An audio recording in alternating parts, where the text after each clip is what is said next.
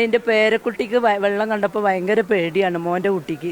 ഓള് പറഞ്ഞു, ഉമ്മച്ചിയെ എനിക്ക് കുറച്ചു കാലം കൂടെ ജീവിക്കണം എന്ന് ആഗ്രഹമുണ്ട് എന്ന് പറഞ്ഞ സ്ഥിതിക്ക് കുട്ടീൻ്റെ വാക്ക് തട്ടണ്ടെന്നുള്ള നിലക്ക് ഞങ്ങൾ വീണ്ടും മോളവിടേക്ക് തന്നെ പോയി. അതുകൊണ്ട് ഞങ്ങൾ രക്ഷപ്പെട്ടു. അല്ലെങ്കിൽ അന്ന് ഞങ്ങൾ വീട്ടിൽ നിന്ന് ഇറങ്ങണ നേരെ വെള്ളത്തിൽ കഴിഞ്ഞു. അതുപോലെ ഞങ്ങൾ പോവുകയൊക്കെ ചെയ്യായിരുന്നു. മഹാദുരന്തത്തിൽ നിന്ന് പലരും അത്ഭുതകരമായാണ് രക്ഷപ്പെട്ടത്. പലർക്കും ഇവിടെ നിന്ന് മാറി താമസിക്കാൻ പല നിമിത്തങ്ങളായിരുന്നു, പല കാരണമായിരുന്നു. എന്നോടൊപ്പമുള്ളത് സൈനബ എന്നൊരു ഉമ്മയാണ്.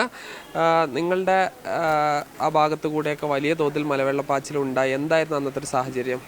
തിങ്കളാഴ്ച പൊലച്ച് രാത്രി ഞങ്ങൾ കിടന്നുറങ്ങുമ്പോൾ പിന്നെ നമ്മളെ അയൽവാസിയായ ഒരു നിഷാദ് പറഞ്ഞത് മോനെ വിളിച്ചിട്ട് പറഞ്ഞു, പിന്നെ നിങ്ങളെ വീടിൻ്റെ താഴെ വെള്ളമുണ്ട് എന്ന്. അന്ന് പൊലച്ചൊരു 4 മണിയായപ്പോൾ അന്ന് ഞങ്ങൾ അപ്പം തന്നെ എണീറ്റിട്ട് മോളവിടെ പോയി.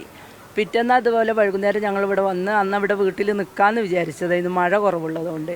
അപ്പോൾ ഇവിടെ ചൂരൽമല തഹസിൽദാറും വന്ന് നമ്മളെ മെമ്പർ സുഖു അറിയാം, അവരും കൂടെ പറഞ്ഞ് കാക്കാനോട് ഇവിടെ നിൽക്കണ്ട, നിങ്ങൾ നാളെ നിന്നോളി, ഇന്ന് നിൽക്കണ്ട എന്ന് പറഞ്ഞു. അങ്ങനെ ഞങ്ങളന്ന് വീണ്ടും മോളവിടേക്ക് തന്നെ പോയി. പിന്നെ എൻ്റെ പേരക്കുട്ടിക്ക് വെള്ളം കണ്ടപ്പോൾ ഭയങ്കര പേടിയാണ് മോൻ്റെ കുട്ടിക്ക്. ഓള് പറഞ്ഞു, ഉമ്മച്ചിയെ എനിക്ക് കുറച്ചു കാലം കൂടെ ജീവിക്കണം എന്ന് ആഗ്രഹമുണ്ട് എന്ന് പറഞ്ഞ സ്ഥിതിക്ക് കുട്ടീൻ്റെ വാക്ക് തട്ടണ്ടെന്നുള്ള നിലക്ക് ഞങ്ങൾ വീണ്ടും മോളവിടേക്ക് തന്നെ പോയി. അതുകൊണ്ട് ഞങ്ങൾ രക്ഷപ്പെട്ടു. അല്ലെങ്കിൽ അന്ന് ഞങ്ങൾ വീട്ടിൽ നിന്ന് ഇറങ്ങണ നേരെ വെള്ളത്തിൽ കഴിഞ്ഞു. അതുപോലെ ഞങ്ങൾ പോവുകയൊക്കെ ചെയ്യായിരുന്നു. ഇപ്പൊ പേരക്കുട്ടിക്ക് എത്ര വയസ്സുള്ള കുട്ടിയാ? 8 വയസ്സ്. എന്താണ് ഈ മോള് അവിടെ വെള്ളം കണ്ട് ഭയന്ന് അവിടെ ഒരിക്കലും അന്ന് കഴിയണ്ടെന്ന് പറഞ്ഞു?